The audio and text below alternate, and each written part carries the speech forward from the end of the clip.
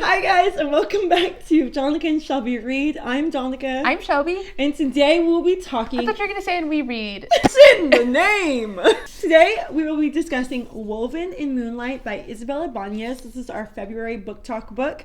And I think it was really important for us to read this book because there's really not, especially in YA fantasy, there's not a whole lot of Latin American representation that I see in YA. That like I said, it's fantasy. I'm sure in contemporary you get some, but in my little fantasy world, I'm not seeing a whole lot of this. Her being Bolivian, it was just super cool. So this was my anticipated reads for this year. So before we get into the spoilers, I'm going to do just a brief rundown of this book. So Woven in Moonlight, the author said was based on Bolivian politics, which I'm not familiar with, but I think after reading this, you do get a little bit of the gist. It's like a universal problem that I think everyone goes through, the conquering of land. I think everyone can relate on some level. So in Woven in Moonlight, we're following Jimena Rojas. She is the decoy condesa for her people. So at the young age of 8, she was taken from the streets of her homeland, and because she looked like the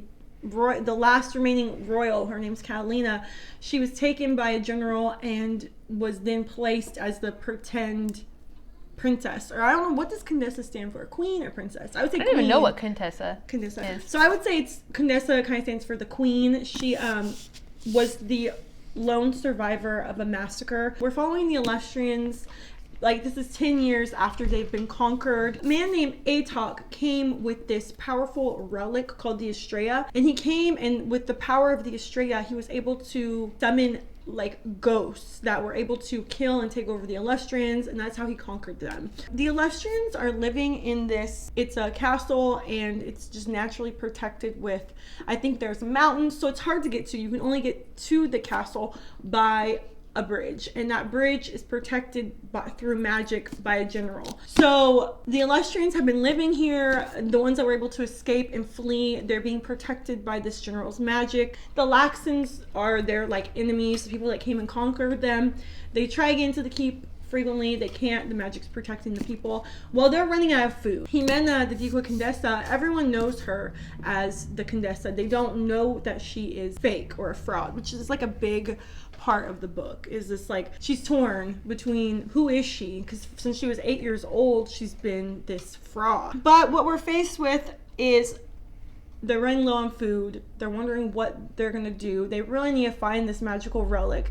And then Atok, the conqueror, sends a message and says, I'm gonna take your hand in marriage. So he wants to marry the condesa. To basically the final thing that he has to conquer is the remaining Illustrians, is to marry their queen. So Jimena, being the decoy, travels down to the village where the Laxans live, and she's basically in enemy territory. She is sacrificing her very life to try and find this relic, or to be a spy, or to be an assassin to Atok. But while she's there, she learns some things and grows as a person. There's a whole lot going on in this book, but now we're gonna jump into like our opinions of it. This is where like the spoiler parts come in, because we go all over the place. So spoilers start here. I give Woven in Moonlight 4 stars. I really enjoyed it. I think my favorite part of this book is that the setting is so beautiful. I feel like this was a very like sensory book almost, because I felt like I could see everything, I could hear everything, I feel like I could like taste the food. She was so descriptive, and I think the cover really like, yeah, the cover really sets the tone. You know, she illustrated this. What? Yeah, so that's so cool, because the cover is like a great representation of how beautiful everything is described. I just picture everything in this book as like sparkling, especially when she gets to the Luxan territory, especially when she gets to the Castillo. And I guess something that I wasn't used to, I guess I need to read more. I love this book because I mentioned in the last video, I was getting a little, I guess, burnt out on some of the storylines that I had been reading, and this was a complete 180 for me.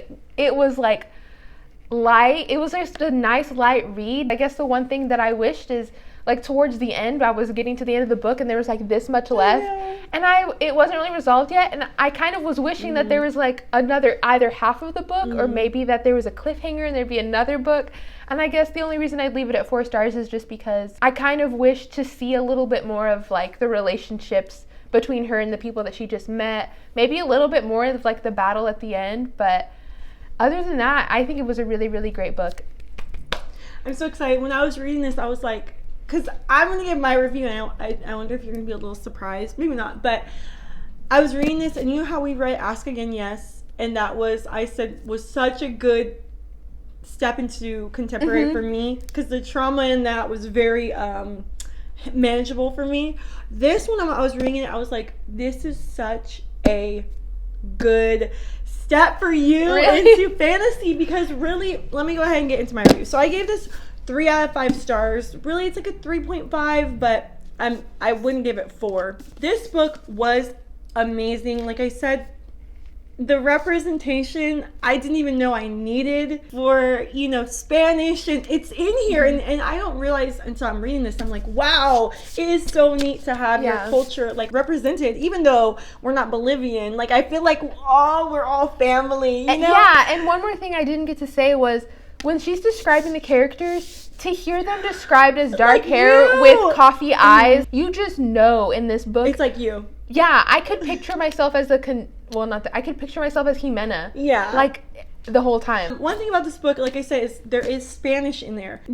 I knew 95% of I the knew Spanish. a lot of it. Our grandma spoke basically only Spanish. So, although we can't speak it fluently, we can understand a lot of it, at least basic Spanish. So, the only thing I ever had to look up was the food. I didn't know there was a glossary in the back. There is a glossary in the back. Bolivian food, just like with any other culture, foods are similar but very different. Tell me why the saltinas. You know what I was picturing? I was picturing the spanakopita's.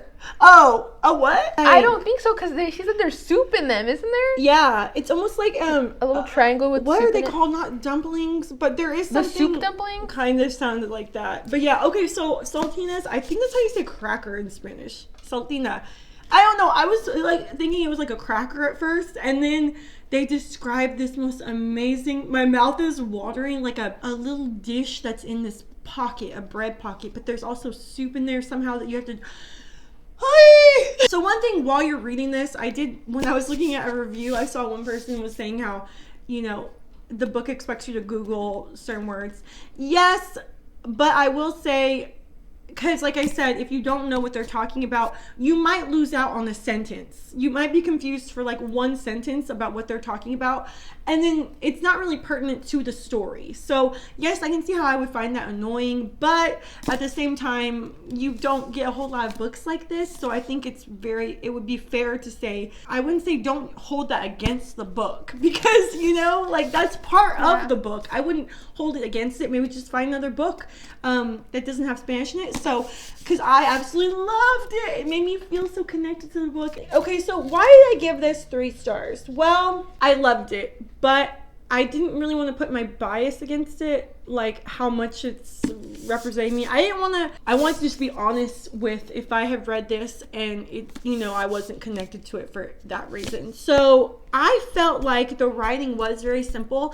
I feel like as an author, she can grow so much. This is a standalone book, but she did say she's going to write in this world. So these are characters we will see again, although it did wrap up. So it wrapped up, but Catalina is now in the jungle. So I want to know about those jungle people. And Sarja, the evil priest, is in the jungle too. So I know this is a standalone, but I feel like there's a lot more to be said or done. So while you can stop here and everything's resolved, it's not fully resolved, you know? But what I was thinking when I was reading this is the writing is simple, and to me, this felt like a middle grade. Like if you took out the violence, I would say this is a middle grade. This is not YA. And even for middle grade, like I just read a book earlier this month, May Bird and the Ever After. I gave that 4 stars. I knew going into it, it was middle grade. It was very entertaining. There was action. Reading this thinking, this is YA? Really, it felt like middle grade and there wasn't a ton of action. So that's a con. It lowered my rating for it. The pro was the beautiful descriptions. So I totally agree with you. I think she's great at describing this world that almost glistens. Like it's just so in my head beautiful. The magic was amazing. I thought that was a very interesting showcasing like how she incorporated the magic into the world. But there was also a con with the magic is never really explained. Yeah. Where does it come from? The Illustrians, they're all about the nighttime. Luna, the moon, is like gives them strength. So they do get their power from the moon, and I love that they're saying in like carpe diem sees the day, theirs is carpe noctem sees the night. So that was super cool to me. They don't really say where the power is coming from. Like with the Laxans, they have power too, and really intricate magic, like healers. They can heal people, bring them back from near death. They can warm up water with their hands, like they have heat in there. So where did they get the magic? So I'm wondering if in future books she describes the magic system better, because at this point you really have no idea where the heck it's coming from. Yeah, that's something as well. I just feel like the book really got surface level over a lot of things I would have loved explained more. And I think that would have added to the difficulty of the book or the simplicity of the book if she went into these things. True. I think she wanted to keep it short, but it wasn't short. I just it was almost 400 pages. Yeah, so there was room definitely to more detail about certain things. So I was thinking a lot of this book we have Jimena. I don't want to say it was it felt like a lot of this book was Jimena being torn or feeling like she's betraying Catalina. So it just felt like, although it probably wasn't a lot of the book in terms of pages or words, it felt like that literally all but this part of the book was Jimena wondering if her people are in the right or in the wrong, wondering if she's betraying her people. I had 100 pages left of the book, and it took me days to continue reading because I was just like, I'm bored, you know? And then when I got to like maybe the last 50, the action when they're fighting the Laskins versus the Illustrians, and Jimena is on the Laskin side, I had chills because I was like, oh my gosh, this is exactly what I love. That is so funny because I feel like I was kind of the opposite. Like, if she took the font size down and kind of spaced everything closer, she could have easily, I think, cut the page size down. It would have, and then I would have been fine with all of the description. In fact, I wish she went more into the politics of the Laskins and the Illustrians and all of Inca Sisa. I don't know how to say it. I wish she went more into that. Like, when I was reading that, I wanted to know more. Like, when he got that book for her, I wanted her to open it and explain to us. I feel like it would have done this book a great service to shrink everything down. Yeah, devote an entire 200 pages to her discovering this, but then another 200 to grow the romance between her and Rumi, and have an awesome epic battle, and maybe like wrap things up a little bit better at the end. And I think if she had just lengthened the book, shrunk everything down, and then popped it all into like something with a little bit more girth, I think I would have been more happy with it. I think with her, it was maybe be a little more concise. I mean, I'm not an author. Listen here. But being a little more mindful of what you're using your words on. Like, instead of, Jimena, I don't know. I really can't put my finger on how she could be more mindful. All I know is I would have liked more detail about the magic system, maybe a little more between Rumi and her. One of the main things that was so interesting to me is when you read a book, sometimes it can be a little cut and dry. It's very simply, when you read, whoever you're reading, they're probably the good guys, and these are the bad guys, and they're against each other. And reading this story, you realize that the Illustrians were actually the bad guys. Yeah. Maybe not Catalina and Jimena, but their people came in and took away the indigenous, which were the Laxans. They took away the indigenous people's lands. So the Laxans were being kind of overworked and underpaid, underfed. And then when Atok came in, he did it the wrong way. He killed a lot of people, and he did become this evil ruler. Kind of maybe didn't start there, but he ended there, especially with the drugs, the cocaine. It was crazy because you have both sides in the wrong, but the people, the Laxans, really didn't seem like they were ever in the wrong. They've just been stomped on forever. So it's kind of interesting.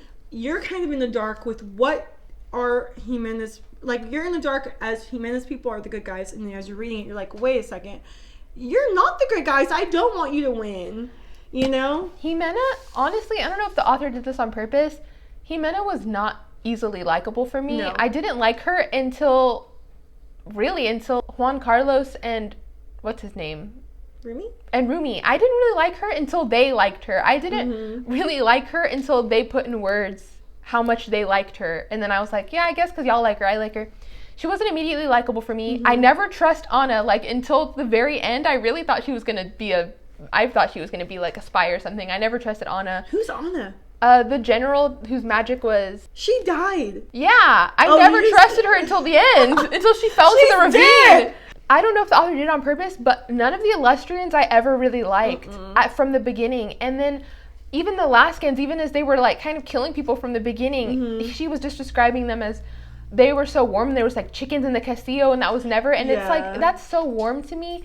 I do think that if there weren't the approximately 3 extremely random graphic moments in the book, that this would be a great junior high book, because there's a message in here that I think it's important for young kids to know, and it's that you see wars on TV, you see people fighting, you see us versus them, and you don't always see the fact that there's history behind every move that anyone's ever made in war. And I know I was being a little bit harsh. I feel like not harsh, but I was kind of like nitpicking the writing.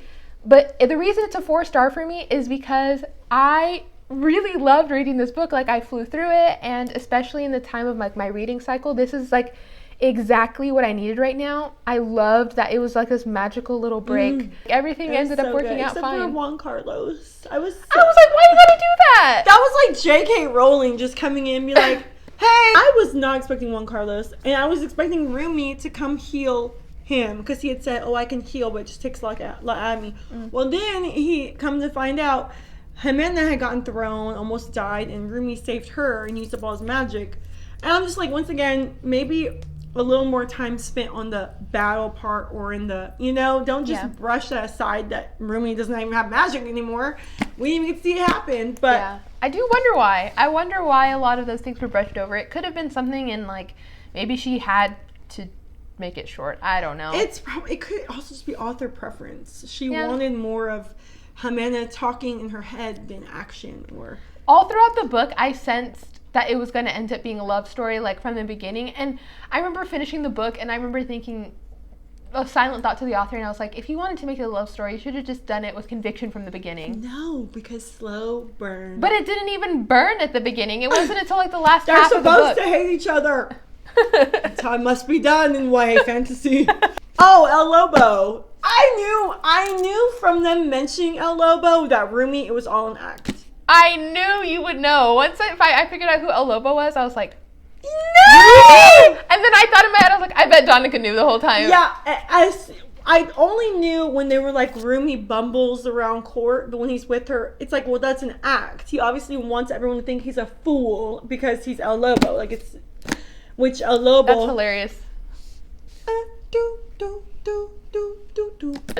That took me for a turn. I did not believe that. I didn't know it was Rumi.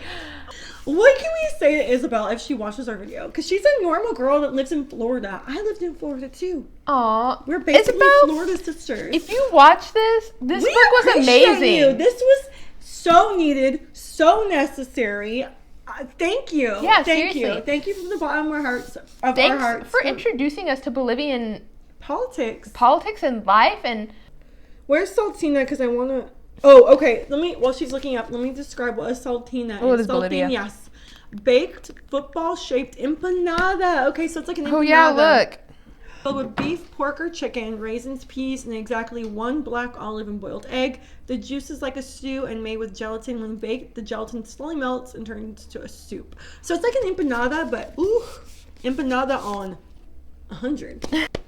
Well, I just want to say to Isabel, thank you for creating this world, and I hope that you keep making books like this. She is. I already have my want to read. One's coming out next year. What? Well, thank you. This is a beautiful world you've created. We'll do another book talk on the second one. I would love to see if she's growing as an author, or if the addition of new stories in this land is helpful to us or changes our opinion on this book. So I'm excited to see the series grow for sure. Why were you saying you didn't like the animals? Because the sloth? No, I loved them. First of all, I could picture. First of all, I could. The animals. My issue with them is that they were sprinkled into the book, and I wanted them poured into the book. See, I once wanted again, this moon mindful magic writing. Why did you not write more about the animals, about war? Now, this was so an important thing because the Illustrians are no color. They only wear white. It's very representative of the moonlight being so important to them. Luna, how it shines on their, lack of color. And with the Laxans, they're all about color. Very, very felt like Fiesta to me. All the colors we use. Like when she was at the, is it the Castillo? She was at the Castillo when she was with the Laxans, when they were holding her captive while she was waiting to marry Atok, they gave her wool to work with, to weave, because she's trying to send these coded messages to Catalina at the Illustrian Keep.